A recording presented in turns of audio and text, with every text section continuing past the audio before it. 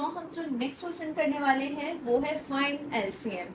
हम इसको स्टार्ट करते हैं। पहले मैं पॉज कर लेती हूँ। सबसे छोटी वैल्यू को हम लेते हैं, यानी कि हम यहाँ 16 का एलसीएम फाइंड कर लेते हैं। फर्स्ट क्वेश्चन जो हमारे पास 16 है, तो हम 16 का एलसीएम फाइंड करेंगे। यहाँ ये हमने इधर लिख लिया है 16। तो हम पहले सबसे छोटी टेबल पे देखेंगे कि हमारे पास टेबल किस वो 16 किस टेबल में गिवन है। हम देख लेते हैं 2 के टेबल में। तो 2 8 टाइम्स 16 होता है, यानी कि 2 मल्टीप्लाई 8 इक्वल 16। हमने देखना है ये जो 16 है वो तो हमें यहाँ गिवन है, लेकिन 8 भी नहीं है हमारे पास इधर एलसीएम में, ना 2 है। तो इधर वाली जो वैल्यू हमारी होती है ना, वो हम हमेशा इधर लिखते हैं, ठीक है। और मल्टीप्लाई के बाद जो वैल्यू हमें गिवन होती है वो बिल्कुल एज इट इज 16 के नीचे। अब देख लेते हैं कि 8 हमारे पास किस टेबल में आता है। तो हम 2 के टेबल में ही देख लेते हैं कि 2 के टेबल में हमें 8 गिवन है। तो अगर हम 2 का टेबल पढ़ें तो 2 4 8 होता है, ठीक है। 2 4 टाइम 8। इसी तरह नेक्स्ट इसको भी ऐसे ही लिख लेंगे। 8 तो हमारे पास यहाँ गिवन है, लेकिन 4 भी नहीं और 2 भी नहीं। नेक्स्ट हम करते हैं 2 को इधर लिख लेते हैं, और जो हमारे पास मल्टीप्लाई के बाद 4 गिवन है उसको एज इट इज 8 के नीचे लिख देंगे। इसी तरह अब हम नेक्स्ट देख लेते हैं कि 4 हमें किस टेबल में गिवन है। हम ये भी 2 के टेबल में ही चेक कर लेते हैं।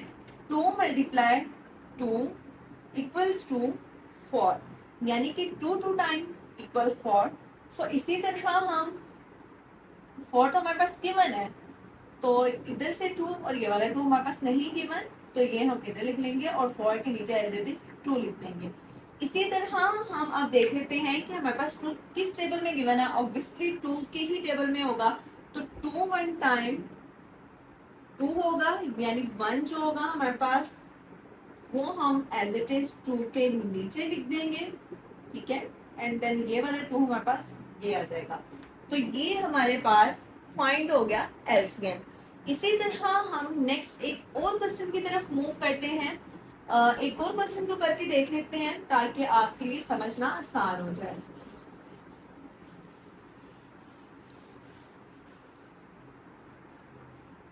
इसी तरह हम पॉज कर लेते हैं। 98 को अगर कर लें हम, 98 को करके देख लेते हैं 98 का एलसीएम कैसे फाइंड करना है। हमारे पास जो गिवन है 98 है। अब हम देखते हैं 98 तो किसी भी टेबल पे नहीं आता, लेकिन हमारे पास एक और सोल्यूशन है इसका। हम देखेंगे कि ये हमारे पास 9 है और ये 8 है।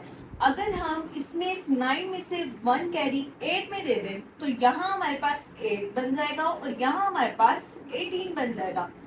ये हमारे पास 8 भी 2 के टेबल में आता है और 18 भी 2 के टेबल में गिवन है। हम इसको 2 पे करेंगे, यानी कि 2 हम इधर लिख देंगे। 2 के टेबल में 8 आता है, 2 मल्टीप्लाई 4 इक्वल्स टू 8। तो ये 4 हमारा इधर आ जाएगा, ठीक है। 2 ऑब्वियसली मैंने इधर लिख लिया है। और इसी के बाद हम देख लेंगे हमारे पास नेक्स्ट जो बचा है वो 18 है। तो 2 के टेबल में 18 भी आता है, 2 9 9 18, ठीक है। ये 9 हम बिल्कुल 4 के साथ लिख देंगे और हमारा यानी कि 2 4 8 एंड 2 9 18। इसी तरह हम नेक्स्ट स्टेप की तरफ मूव करते हैं। हम 49 को देख लेते हैं। अगर हम कैरी भी दे दें तो हमारा ये क्वेश्चन सॉल्व नहीं होगा। इसी तरह हम देख लेते हैं कि ये हमारे पास 49 किस टेबल में आता है। तो हम अगर 49 को देखें टेबल्स में, तो ये हमारे पास 7 में गिवन है। 7 मल्टीप्लाई 7 इक्वल्स टू 49। हमारे लिए इजी हो गया है। हम इस 7 को एज इट इज 49 के नीचे लिख देंगे और मल्टीप्लाई से पहले वाला जो होगा वो हम इधर लिख देंगे, ठीक है।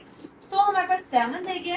अब 7 जाहिर सी बात है कि 7 के ही टेबल में आता है, किसी भी छोटे टेबल में नहीं आता, यानी कि 7 मल्टीप्लाई 1 इक्वल्स टू 7 हो जाएगा। तो ये 1 जो होगा एज इट इज हम 7 के नीचे लिख देंगे और मल्टीप्लाई से पहले वाला वो हम इधर लिख देंगे। ये भी हमारा क्वेश्चन सॉल्व हो गया। इसी तरह हम मजीद एक और क्वेश्चन देख लेते हैं। तो हम नेक्स्ट क्वेश्चन की तरफ मूव करते हैं।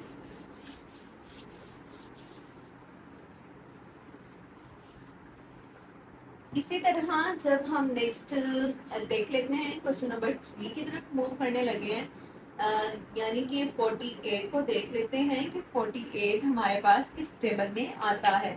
तो इस क्वेश्चन को सॉल्व करते हैं। ये नहीं है कि अगर किसी टेबल में 48 आ रहा है तब भी हम सॉल्व कर सकते हैं, लेकिन अगर 48 हमारे किसी भी टेबल में नहीं आ रहा तो हम ये चेक करेंगे कि हमारे पास 4 भी 2 के अंदर गिवन है और 8 भी 2 के अंदर गिवन है। यानी कि अगर हम करेंगे 2 × 2 इक्वल्स ये 4 हो जाएगा, ठीक है। और अगर 8 है हमारे पास तो हम 8 को देखेंगे कि 2 के टेबल में क्या 8 आता है, यानी 2 × 4 इक्वल्स टू 8 हो जाएगा। इसी तरह हम इस क्वेश्चन को सॉल्व कर लेते हैं, यानी कि फर्स्ट हमारे पास 4 है और सेकंड हमारे पास 8 है, यानी कि 2 हमारा इधर आ जाएगा, 2 2 टाइम 4 एंड 2 4 टाइम 8। इसी तरह अब हम नेक्स्ट देख लेते हैं कि 24 जो है हमारे पास वो हमारे पास 3 के टेबल में भी आता है एज इट इज, लेकिन अगर हम सबसे छोटे टेबल से स्टार्ट करें कि 24 यानी 2 2 के टेबल में भी आता है और 4 2 के टेबल में भी आता है। सो इसी तरह हम देख लेते हैं 2 × 1 इक्वल्स टू 2 आ जाएगा एंड 2 × 2 इक्वल्स टू 4 आ जाएगा। तो हम इस क्वेश्चन को सॉल्व कर लेते हैं, यानी कि दिस 1 2 जो है वो हमारे पास इधर आ जाएगा, 2 1 टाइम 2 आ जाएगा एंड 2 2 टाइम 4 आ जाएगा।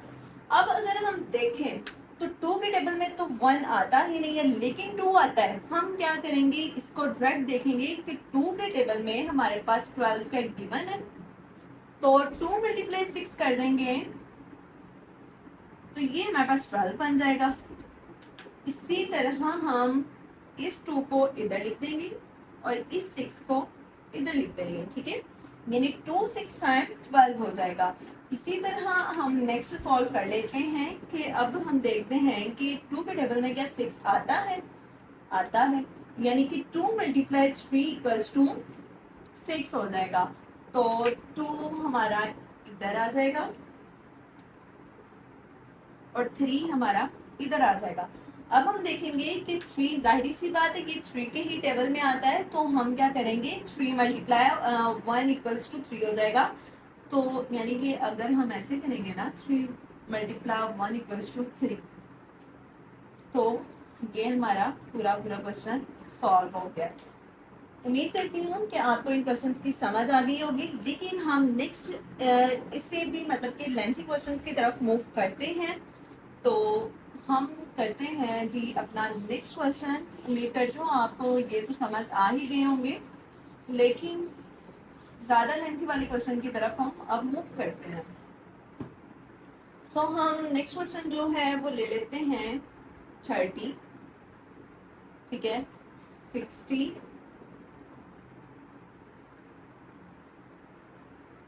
90 एंड 120।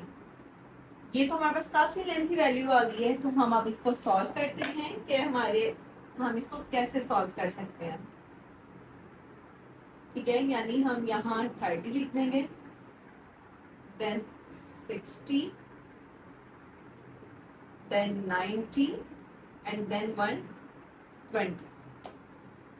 अब हम इसको देख लेंगे कि ये हम किस तरह से सॉल्व कर सकते हैं। अगर हम फर्स्ट वैल्यू को देखें, यानी फर्स्ट वैल्यू हमारे पास 30 है, इसको हम 2 के टेबल पे कैसे सॉल्व कर सकते हैं। अब ये हमारे पास यहाँ 30 गिवन है ना, अगर हम 1 कैरी इधर दे दें तो ये हमारे पास 10 बन जाएगा और ये हमारे पास 2 बन जाएगा, यानी कि 2 1 टाइम 2 एंड 2 5 टाइम 10, ठीक है। फर्स्ट सॉल्व हो गया। अब इसी 2 को इन सब के साथ मल्टीप्लाई करवा देंगे। 2 के टेबल में 6 आता है, आता है, 2 3 टाइम 6 और 0 वैसे का वैसे हमारे पास नीचे आ जाएगा। इसी तरह हम नेक्स्ट 90 को देख लेते हैं। 90 को कैसे सॉल्व कर सकते हैं, ये भी हमारे पास 90 है ना, अगर इसमें से कैरी इधर हम कर दें कन्वर्ट, तो ये हमारे पास 10 बन जाएगा और ये 8 बन जाएगा, ठीक है। यानी कि 2 4 टाइम 8 एंड 2 5 टाइम 10। इसी तरह नेक्स्ट हम देख लेते हैं 120 है हमारे पास। 120 को यानी कि ये 120 है ना हमारे पास 12 तो 2 के टेबल में आता है और 0 तो वैसे ही हम नीचे लिख देंगे, तो 2 6 टाइम 12 आ जाएगा और 0 वैसे ही हमारे पास नीचे आ जाएगा। इसी तरह हम नेक्स्ट को देख लेते हैं। अब हमारे पास 15 है यहाँ, तो इसको भी हम देख लें। ये तीनों तो हमारे 2 के टेबल में मल्टीप्लाई हो रहे हैं, लेकिन 15 नहीं हो रहा, तो 15 को हम एज इट इज नीचे ऐसे ही लिख देंगे ताकि नेक्स्ट स्टेप में हमारे पास ये किसी और टेबल में कहाँ आ जाए। यानी कि 30 ऑब्वियसली 15 ऐसे ही आ जाएगा। 45 है तो 45 को क्या करेंगे, 45 भी हमारे पास ऐसे ही नीचे आ जाएगा, ठीक है। देन 60 के 62 3 टाइम्स 6 एंड 0, ठीक है।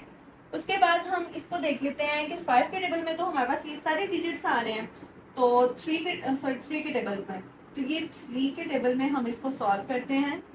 3 5 टाइम 15 एंड 3 5 टाइम 15, और अब ये हमारे पास 45 है, तो इसको कैसे सॉल्व करेंगे। अगर हम एक कैरी इधर दे देंगे, ये हमारा 15 बन जाएगा और ये 3 हो जाएगा, तो यानी 315 हमारे पास बन जाएगा।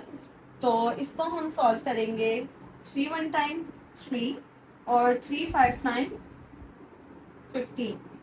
देन नेक्स्ट हम देख लेते हैं कि 3 के टेबल में तो 30 आता है, 3 10 टाइम 30।